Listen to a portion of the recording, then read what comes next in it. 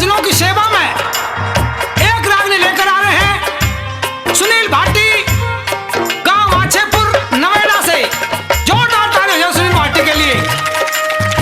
तो सज्जनों, ये रागनी किसका होगा? सत्यवान सावित्री।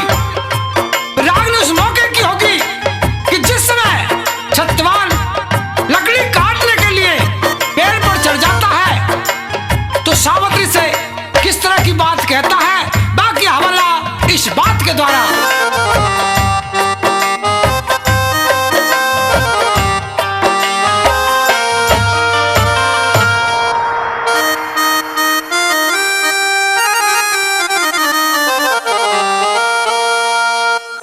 सावित्री मेरा जी घबरावे, सर गोदी में धर ले,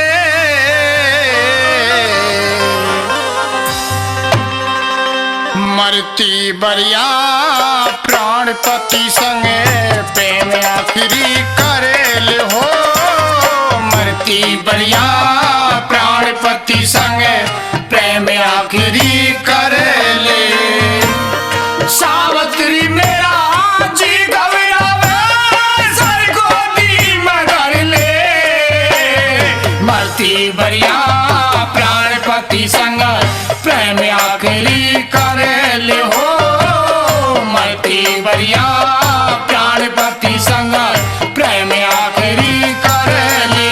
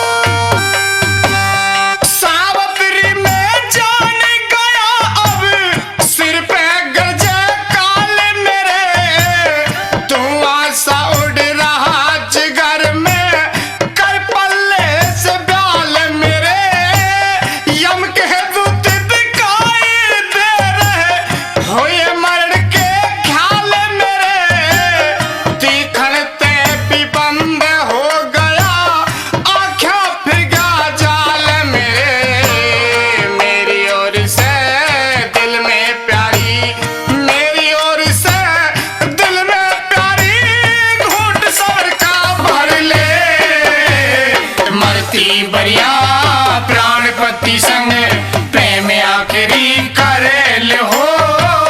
मरती बरिया प्राणपति संग प्रेम आखिरी करेले।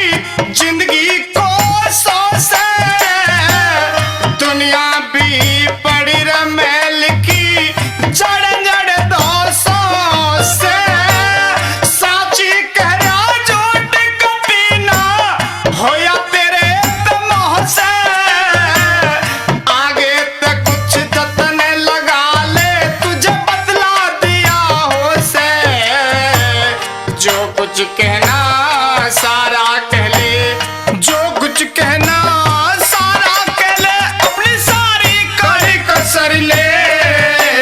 मरती बरिया प्राणपति संग प्रेम आखिरी करेल हो। मरती बरिया प्राणपति संग प्रेम आखिरी करेले।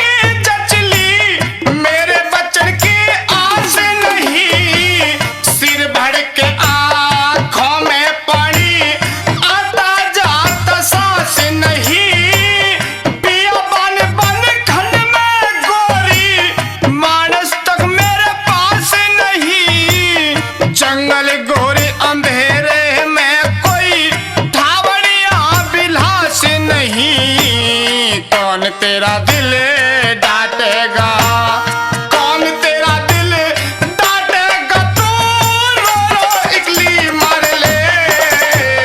मरती बरिया प्राणपति संग प्रेम आखिरी कर ले हो।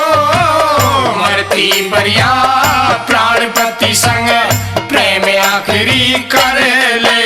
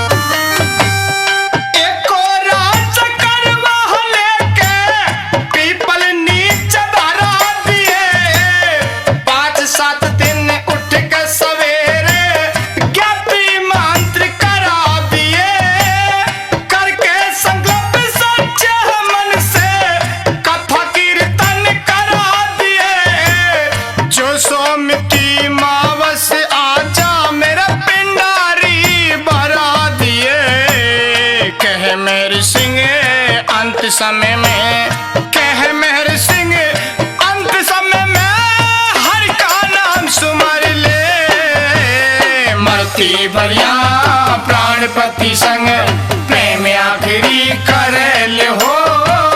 मरती बरिया प्राणपति संग प्रेम आखिरी कर ले। सावित्री मेरा जी घबरावे सर गोदी में धर ले।